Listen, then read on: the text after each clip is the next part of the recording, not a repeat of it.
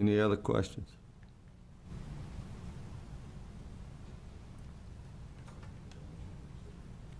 Okay, Vice Chairman Barbie's making a motion. We accept the bid for Golden Corral Ashboro for 1 or 2 years. One year. 1 year. You wouldn't want to do 2? The reason we're requesting 1 year is because we are about to go to a different service option and a plated option versus a bulk. So we want to see how that goes for 1 year versus 2. Okay.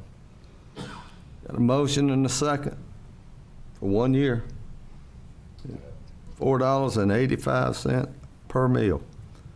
Any other questions, discussion? I've eaten at the senior center and the meals are good, so. What are you laughing at? You're of age, you could attend also. Yeah, a lot of this board could attend. Let me know when you Yeah, I will. I'll invite you the next time. All right, so we got a motion and a second. All in favor say aye. Aye. Any opposed? Motion carries 7-0. Thank you for your Pamela. time. Yeah, keep those good meals rolling.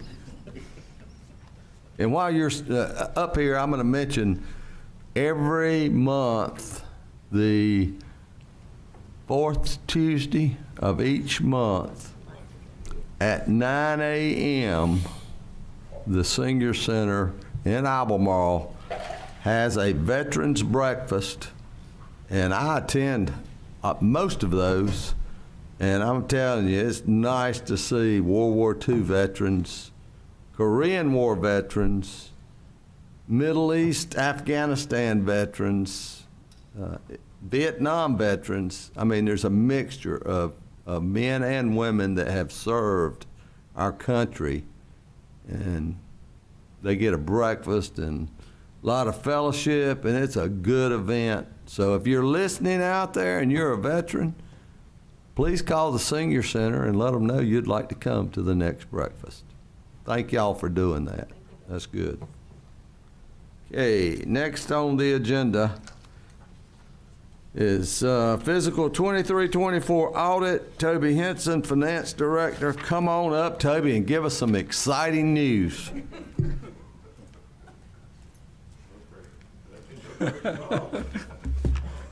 Well, I would say the audit's not the most exciting thing to talk about, but I'll do the best I can. Appreciate you having me here this evening. General Statute 159-34 states that the auditor shall be selected by and shall report directly to the governing board. So what we're here for tonight to get you to approve is the selection of the auditor. I'll just do I don't know if you remember the discussion that we had last year, but what I did last year when I came to you, I did back in March of 23, I did kind of an analysis or research to just see what audit firms are doing the majority of the counties. And what I found out last year, of the 89 counties that were reported at that time, which was in March, this would have been for the fiscal year 22 audits. Again, there were 89 counties reported, which means there were 11 counties that were way overdue reporting their audits. But of the 89, there were 3 firms that did the majority of the audits. Well, really, you could about say 2 did, but there were 3 firms. And I reached out last year to each of these firms, and 2 of them, of course, responded. One was Thompson, Price, Scott, and Adams, which we have been using since 2017. And the other was Martin, Starnes and Associates, which that's who we used prior to when we started using Thompson's. The third firm declined to send us a proposal saying that they weren't taking on any new clients at that time. So what I've done for this time is I just reached out to Thompson, Price, Scott, and Adams. I spoke with the managing partner, and told him if he will, just send us a proposal and see what it would be. And he sent in the cost to do this year's audit at $62,950, which is a $3,050 increase or 5% increase over last year. What I'm planning to do is kind of do next year what I did last year, is do that analysis or research and just see what firms, are doing the county audits. And I really strictly looked at the counties. And, I plan on doing that maybe every other year, because there's not going to be probably hardly any changes from year to year. And if I reached out to Martin Starnes again this year, they would probably have declined. But, since we reached out to them last year and they weren't really even close to the price that Thompson's proposed. But last year, Martin Starnes was at $75,000 and Thompson's was at $59,900, which is a pretty significant difference. And about 2 months ago, I guess back in February, I attended a regional meeting in Kannapolis of finance directors of towns and counties in the surrounding areas. And they more or less had the same assumption that I have, is that there are less and less firms doing county audits now. And if you have a good firm, you really need to stick with them. But, that's true. But, I still want to make sure we do our due diligence and at least seeking options, who's out there, maybe every other year. So, but for this year, I would recommend going back with Thompson, Price, Scott, and Adams, and then next year coming back to you and seeing if there's any other firms that could do a good job at for a less price. But for now, I really want to stick with experienced firms that does counties. There's several firms that maybe do 1 or 2 counties a year, and probably most of those firms probably wouldn't take on new county clients anyway, because they probably don't have the capacity to do that. But I just think as important as the audit is, that we have a good experienced firm. So I'll be glad to answer any questions if you have any. Any questions of Toby? Don't hear any, Toby. Did a good job. Thank you. Yeah. What's the pleasure of the board?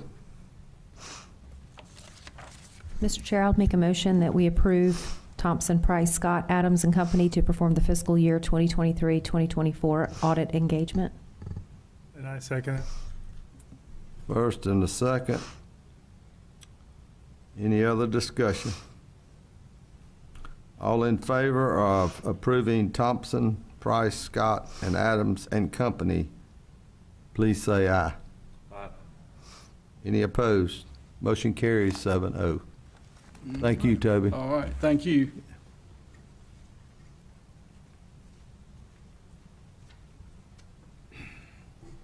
Okay, the next item on the agenda is a resolution for the 2024 National Day of Prayer proclamation. And this year, the National Day of Prayer will be May 2nd, 2024, a National Day of Prayer in Stanley County. And I know when I communicated with Matt Smith, who takes charge of this, he invited all the commissioners, if you have the time and would take the time, to come and participate in the National Day of Prayer.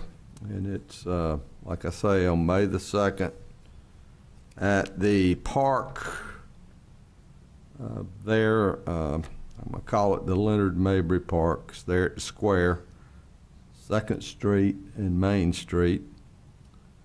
And it will be at 12 o'clock on May the 2nd.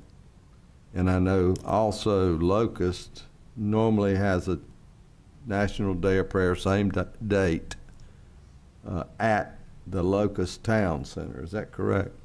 Okay. This one is across from Pinnacle Bank. On one side, and the other side's Brown, and Brown. But you all are invited. So I'm asking that we approve National Day of Prayer in Stanley County, May the 2nd, 2024, which marks the 73rd consecutive observance of the National Day of Prayer, as mandated by both Congress and by our President. And I'm going to continue to read this. This is a resolution.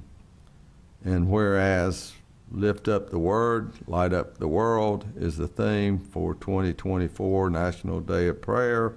And whereas leaders of our nation and our Stanley County community have relied upon the power of prayer throughout our history, now therefore we, the Stanley County Board of Commissioners, do hereby proclaim May the 2nd, 2024 as a day of prayer in Stanley County, North Carolina, and urge our citizens to join together in their homes, places of work, places of worship, to pray for the unity of the hearts of all mankind, to continue in prayer for Stanley County, our state, and our nation, adopted this 15th day of April 2024. So can I get a commissioner to make the motion that we accept this proclamation? Mr. Chairman, I'll make a motion, we approve the proclamation. First and a second. Any other discussion? And again, I invite you all to come on May the 2nd, 12 o'clock. All in favor, please say aye. Aye. Any opposed? And goodness gracious, we definitely need National Day of Prayer. We need every day to be a day of prayer. Okay, next on the agenda is the consent agenda. So what's the pleasure of the board? I make a motion, we approve the consent agenda. We have a motion and a second. Commissioner Hatley, any discussion? All in favor, please say aye. Any opposed? Motion carries 7-0. Okay, that brings us to commissioner comments. And I'm going to start with Commissioner Crump. No comment this evening. Commissioner Hatley. Vice Chairman Barbie. I was going to say I'm good, but I appreciate everybody coming out, and I really like the good weather, so I hope it keeps up. Commissioner Eford. Two quick things, Mr. Chairman. Most of y'all know Councilman Roger Hypes from the city of Locust. Keep Roger and their family in prayers. His wife Rose passed away Friday after a short illness, so they're at the funeral home tonight, and the funeral will be tomorrow. So remember them in your prayer. And then coming up, April 27th will be our 25th annual Carrie D. Eford Memorial Scholarship Bike Run. It's a bike run we have in memory of our daughter, Carrie, that passed away in February 21st of 1999. We do scholarships for seniors at West Stanley High School. It's a fun day. I know several of y'all have been there, and appreciate you coming. And but we raise money for scholarships, and we've given $117,000 away so far in scholarships to seniors at West Stanley. It'll be April 27th. Registration starts at 9. We leave at 10. Come on out and enjoy barbecue lunch, raffle, silent auction. Just we pray. I don't pray for weather. My wife does, but I pray for safety. It is what it is when you ride, but it's a really fun day. If you don't ride a motorcycle, you're more than welcome to come and join us. We feed over 450 people. West Stanley is the parking lot cafeteria is full that day, but it's really a good time. If you hadn't been, we'd love to have you there. Thanks, sir. Thank you. Commissioner King? No. Commissioner Shudo? Couple of things, thank you. I'm Representative Sasser for all you've done and all you continue to do. Chris, congratulations on the new job. Looking forward to all you do out there. And that's kind of cool. That mural will be seen by the people at the new livestock arena. And thanks for all y'all do with the senior center. Y'all keep them busy down there. And just want to touch base on one thing with the schools. And we were going to talk about it in closed session. We ran out of time, not in work session. Basically, we met with the Board of Education, was the last, I forget what day that was, Thursday. And a couple things came up, and I was watching their Board of Education meetings, and a couple things kind of concerned me that kind of came out of the blue. One thing was when we were on the facilities committee, and Mike and Bill, correct me if I'm wrong, they kept talking about $40 to $50 million worth of repairs and upgrades.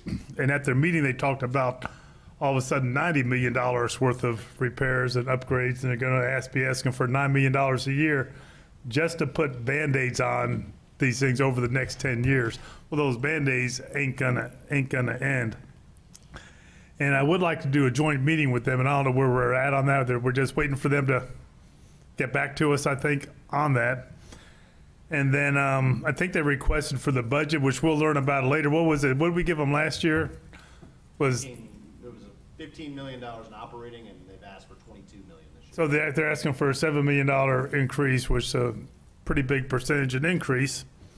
And they were giving all their reasons. And then I'm looking at this resolution that we sent them in the first week in January, and it was 3 months, and they have not replied to us about this till the other night. For those of y'all not familiar, we sent a resolution for them pretty much asking, it's the big thing says the Stanley County Board of Commissioners is committed to providing a sound education system, and this needs to be balanced against affordability and other community needs. As such, requests for a bond referendum must be sufficiently vetted to ensure the local school board has developed a comprehensive capital and operational plan for consideration. And the first thing we asked for, the plan would be an independent and extensive review of the existing financial conditions for the local school system. And what I gathered out of it, they have not replied to us, but they're working on these questions on their own. And I don't know why, to get back to us or whatever. And I don't think they understand. We didn't ask them to answer these questions. We asked them to see if they could get somebody independent to do a review. And when I talked to them I think about a month ago, one of the people on the facilities committee said, well, this comprehensive plan and review would be $330,000. And then the other night he said it was going to be $750,000 just to do this. And I was talking with County Manager Lucas today and seeing if there's some way that maybe he can kind of just find out what something like this would cost to give us an idea to get a good thing, because you have to have proper data to make these decisions. And I can tell you from the history of the schools, the problem with data is that emotion overrides data and common sense when you make a lot of these decisions. And I think for us to do anything and moving forward, we do have to get solid data on this, and from somebody independent, to get rid of local prejudice. By local prejudice, I'm talking about my grandma went to school there because her grandma went to school there, stuff like that, so you can't change anything. So I think County Manager Lucas is just going to kind of see what it cost is for something like this study to get done, to give us an idea.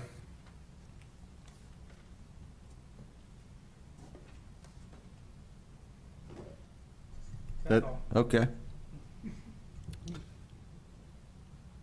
I want to recognize Chris Lambert.